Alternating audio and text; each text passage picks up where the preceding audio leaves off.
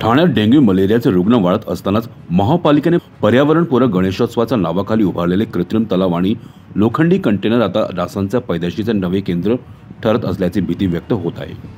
विसर्जनानंतर साचलेले दूषित पाणी नागरिकांच्या आरोग्यास गंभीर धोका निर्माण करणारी आहे। विसर्जनाच्या काळात अनेक तलाव रिकामे पडले, तर काही ठिकाणी मूर्ती विसर्जन झाल्यानंतर पाणी दूषित अवस्थेत आहे।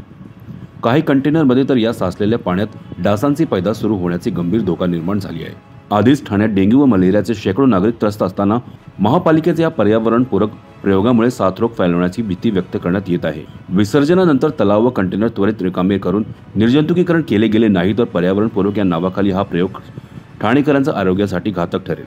नागरिकांचा कररूपी पैशातून उभारलेली ही सुविधा प्रत्यक्षात जास्तीचे आजार ओढावून घेण्याचे कारण ठरते, हे दुर्दैवी असल्याचे मतही व्यक्त केले जात आहे।